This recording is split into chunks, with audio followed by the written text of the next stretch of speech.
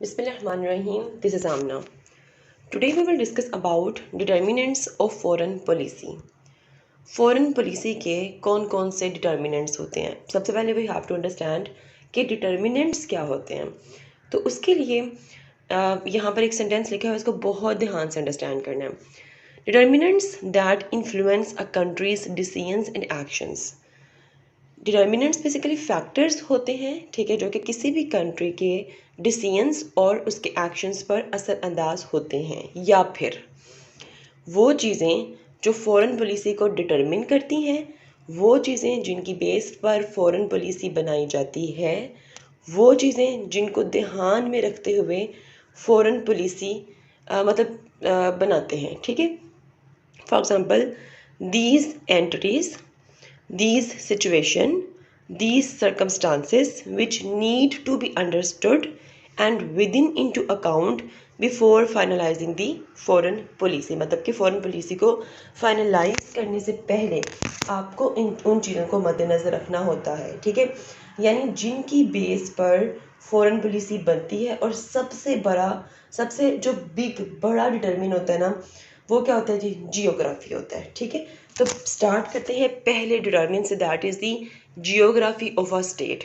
अब इसकी डेफिनेशन मैं आपको बाद में पढ़ के सुनाऊंगी, क्योंकि पहले हमें अंडरस्टैंड करना है कि जियोग्राफी ऑफ अ स्टेट किस तरह एक बहुत बड़ा डिटरमिन और बहुत इंपॉर्टेंट है. देखिए, अगर एक कंट्री के बॉर्डर्स सिक्योर नहीं होंगे, उसकी फॉरेन पॉलिसी जियो स्ट्रेटेजिक होगी, जियो इकोनॉमिक नहीं होगी.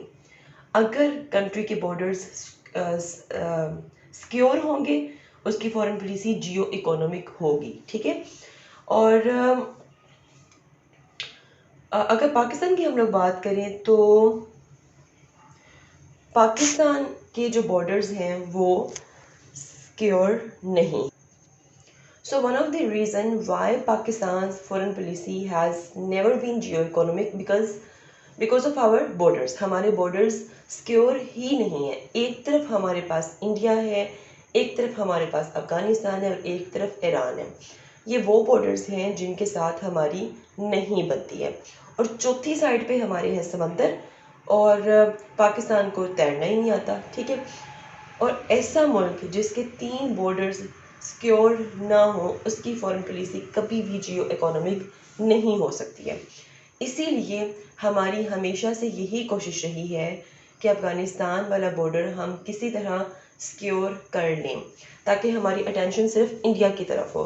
दुनिया में मैंने अब तक कभी भी ऐसा नहीं देखा कि इकट्ठी 2-3 बॉर्डर्स पर जंग लड़ी जा रही हो और आप जीत सकते हो, ठीक है. पहले आपने क्या करना है जी? आपने अपने एक बॉर्डर को सिक्योर करना है, वही हम करने की कोशिश कर रहे हैं. तो अफगानिस्तान क्या चाहता है भाई? पाकिस्तान चाहता है कि अफगानिस्तान के साथ हमारी इंटरेस्ट जोन से हैं वो बेहतर हों, ठीक है. और कम से कम अफगानिस्तान में कम से कम ऐसी गवर्नमेंट होनी चाहिए जो हमें सपोर्ट करे, ठीक है, और हमारे इंटरेस्ट के पैरेलल हो. मतलब कि उनके भी कुछ इंटरेस्ट हम में हो, हमारे भी कुछ इंटरेस्ट उनके साथ हो, तो हमारे रिलेशंस जो से वो बेहतर रहें, ठीक है. तो ये है जी जियोग्राफी ऑफ अ स्टेट. और देखें, अब आपके सामने ज़रा मैं ना डेफिनेशन पढ़ती हूँ, आपको बेहतर वे में समझ आ जाएगी कि एक्चुअली में जियोग्राफी ऑफ अ स्टेट होता क्या है. Just a while. ओके, देखिए, geography of a state which secure borders shall definitely has a peaceful and economic center of foreign policy. On the other hand, if non-peaceful borders, there is always led to geostrategic foreign. All right. Now geography of a state you will better get idea. अब हम लोग बात करते हैं size of the country का size किस तरह का होना चाहिए, ठीक है. और साइज़ ऑफ अ कंट्री कितना मैटर करता है एक स्टेट की फॉरेन पॉलिसी को बनाने में. तो यहाँ पर लिखा हुआ जी नंबर 2, और ये है जी state size of the country. इसमें हम लोग देखें तो कंट्री जितना बड़ा होगा उसकी फॉरेन पॉलिसी उतनी ही डाइवर्सिफाई होगी. कंट्री जितना छोटा होगा उसकी फॉरेन पॉलिसी उतनी ही डाइवर्सिफाई नहीं होगी. एक बात आप लोगों ने मैं याद रखनी है, जो भी एक एक वर्ड मैं बोल रही हूँ दैट इज़ वेरी इंपॉर्टेंट. उसको आपने खुद अपनी लैंग्वेज में लिखते जाने और अपने नोट्स प्रिपेयर करते जाने, ठीक है. अब देखिए फॉर एग्जांपल चाइना का बॉर्डर दर्जन से ज़्यादा कंट्रीज़ के साथ लगता है।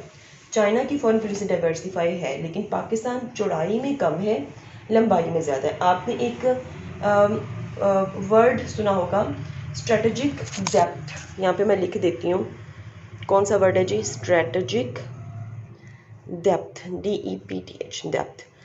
ठीक है, ये दो टर्म्स में यूज़ होती है, मतलब ये जो वर्ड है स्ट्रेटेजिक डेप्थ, ये दो टर्म्स में यूज़ होती है, एक पॉलिटिकल टर्म्स में और एक सिक्योरिटी टर्म्स में।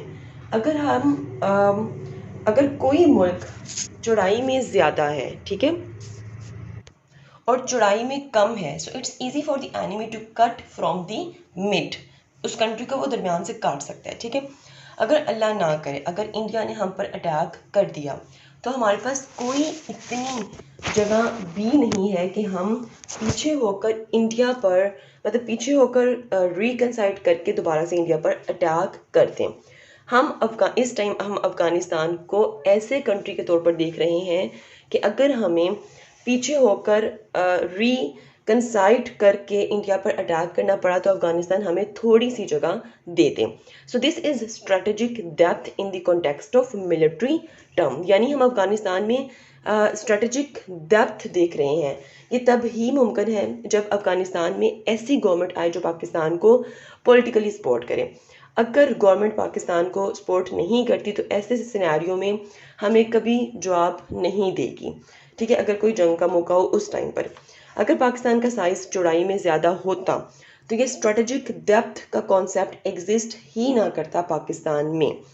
ठीक है, तो वो कंट्री जो चौड़ाई में बड़े होते हैं उनको किसी भी कंट्री में स्ट्रेटेजिक डेप्थ चाहिए ही नहीं होती, क्योंकि उनको अपने मुल्क में ही इतनी जगह मिल जाती है कि वो रीट्रीट करके दोबारा से अटैक कर सकते हैं किसी भी मुल्क में। So this is the idea of Pakistan strategic depth which exist in Afghanistan. ठीक है, यहाँ तक हो गया क्लियर। अब मज़ीद हम लोग बात करते हैं। The third main determinant is the media's perception regarding a state। अब ये जो भी स्टेटमेंट लिखी हुई है हम इसको बाद में पढ़ेंगे, पहले मैं आपको पूरा का पूरा समझाती हूँ कि मीडिया's परसेप्शन क्या होती है। देखिए, एक मुल्क का जो मीडिया होता है वो उसकी मीडिया की परसेप्शन होती है। ठीक है, उसकी फॉरेन पॉलिसी पर बहुत ज़्यादा इम्पेक्ट या इफ़ेक्ट रखती है। अगर खुदा न खास्ता किसी मुल्क का मीडिया परसेप्शन नहीं ठीक है तो दूसरे कंट्री उसके साथ अपने रिलेशंस बेहतर करने पर फोकस नहीं करते। दुश्मन को भी ये बात पता है, ठीक है, कि अब कन्वेंशनल वॉरफेयर का नुकसान ज़्यादा है, इसलिए दुश्मन अब फोकस करता है हाइब्रिड वॉरफेयर पर। ठीक है, हाइब्रिड वॉरफेयर में प्रोपेगेंडा क्या किया जाता है, मिस इन्फॉर्मेशन फैलाई जाती हैं।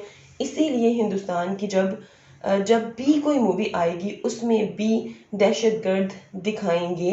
आप उसकी दहशतगर्द का हुलिया इस तरह होता है कि उसकी दाढ़ी बनाई होती है, उसके सर पर टोपी होती है, नाम उसका अब्दुल होता है। ठीक है, और उसका ताल्लुक किसी न किसी लश्कर से होता है। ठीक है, तो मतलब ये बेसिकली पाकिस्तान के मुसलमानों के उन जिहादियों को टेररिस्ट बनाकर दुनिया के सामने दिखाया जा रहा है कि भाई इस तरह के टेररिस्ट होते हैं। ठीक है, और अमेरिका जो है वो भी बिल्कुल ऐसा ही करता है पाकिस्तान का इमेज स्पॉइल करने के लिए। ठीक है, तो ये जो मीडिया परसेप्शन होती है, किसी स्टेट का इमेज एक्सप्लॉइट कर दो ताकि बाकी स्टेट उसके साथ रिलेशंस मेंटेन ना रख सके। अब जाहिर बात है रिलेशंस मेंटेन नहीं होंगे, ऑटोमेटिकली आप ट्रेड नहीं कर सकते, आप इम्पोर्ट एक्सपोर्ट नहीं कर सकते, आप दूसरे रिलेशंस जो उनको परस्यू नहीं कर सकते, तो ऑटोमेटिकली आपकी इकोनॉमी पर इफेक्ट होगा और आप वीक हो जाओगे। ठीक है, अब देखें कि जो चैनल्स हैं CNN, BBC, ठीक है, अब देखें इन सब की कोशिश क्या होती है कि इसराइल की जो मीडिया परसेप्शन है उसको कंट्रोल की जाए। अगर अटैक करता है रशिया यूक्रेन पर तो फ़ौरन से बहुत डेप्थ में डिटेल किस्म की आपके मीडिया पे मतलब चैनल रिपोर्ट कर रहे होते हैं और एक एक मिनट की खबर जो होते हैं वो दे रहे होते हैं। लेकिन गज़ा के बारे में सिर्फ 1 सेकंड की न्यूज़ देते हैं कि भाई इतने लोग या इतने बच्चे वहाँ पर शहीद हो गए, आई मीन ठीक है, उन मारे गए। तो कम अज़ कम आप लोग बताओ तो सही कि क्या वो बीमारी से मरे गए हैं, ठीक है, या क्या वहाँ पर कोई जल्जला या नहीं। आप लोग को बताना चाहिए कि भाई वहाँ पर इसराइल जो है वो क्या कर रहा है जी, बमबारी कर रहा है। लेकिन इसराइल का जो परसेप्शन है उसको बेहतर रखा जा रहा है और ये चैनल्स यही काम करते हैं। इसी तरह अगर हम लोग बात करें पंजाब कॉलेज की, एक बहुत बड़ा इंसिडेंट हुआ था पंजाब कॉलेज में कि भाई वहाँ पर रेप केस चला, सब कुछ ठीक है। और उसके बाद आपने देखा कि मीडिया को इतना कंट्रोल रखा गया कि मीडिया की ज़रूरत नहीं थी कि मतलब वो कहीं पे ऐसे बंदे सामने लेके आता है कि भाई हाँ वहाँ पर ये सब कुछ हुआ है, ठीक है। सब ने डिनाई ही किया। क्यों? क्योंकि पंजाब कॉलेज को डील करने के लिए दुनिया न्यूज़ का मालिक उसे डील करता है। तो मीडिया परसेप्शन क्या ही नहीं मतलब कि मीडिया परसेप्शन होनी चाहिए, वो मतलब कि लोगों के दिमागों को काबू करती है और कहती है कि भाई ऐसा हुआ ही नहीं, ठीक है। तो मीडिया परसेप्शन ही है जिसने आपको बचाया भी होता है, उसने एक सर्टन नैरेटिव भी बिल्ड किया होता है, और वो जो नैरेटिव होता है वो पॉजिटिव भी होता है, नेगेटिव भी होता है, ठीक है। तो media perception generate negative and positive image regarding a certain state. अगर आपको आपका इमेज एक्सप्लॉइट कर दिया जाए, ठीक है, तो फिर कंट्री को खुद से स्टेप लेना पड़ता है और पूरी दुनिया को बताना पड़ता है कि भाई मेरा ये जो इमेज है ये गलत बनाया जा रहा है, हम ऐसे बिल्कुल भी नहीं हैं, हम अच्छे हैं, हम आपके साथ अच्छे चलेंगे ताकि हमारे साथ बेहतर ताल्लुकात जो उनसे वो स्टेट्स के बहाल हो सकें। यहाँ तक क्लियर हो गया। अब हम आते हैं जी डेफिनेशन पर। तो यहाँ पर क्या लिखा हुआ है जी, when your media perception is good it determine a good foreign policy. In today's world, when everything is visible on screen and readable, is the media perception regarding states determine the states foreign policy। ठीक है, जिस तरह का आपका media perception होगा उस तरह की ही आपकी फॉरेन पॉलिसी होगी। अब देखिए यहाँ पर नेगेटिव परसेप्शन और पॉजिटिव परसेप्शन की बात की गई है। तो a positive media perception will definitely help a state create a balanced foreign policy। और जाहिर बात है कि अगर आपकी एक नेगेटिव मीडिया परसेप्शन होगी तो आप कभी भी एक बैलेंस्ड फॉरेन पॉलिसी नहीं बना सकते हो, ठीक है। तो ये कुछ डिटर्मिनेंट्स थे, इंशाल्लाह कुछ डिटर्मिनेंट्स हम नेक्स्ट वीडियो में डिस्कस करेंगे, अदरवाइज़ ये वीडियो बहुत लंबी हो जानी थी। मिलते हैं जी नेक्स्ट और टिश्यू के साथ। अंटिल देन मुझे अपनी दुआ में याद रखिएगा। स्टे ट्यून्ड एंड अल्लाह हाफिज़।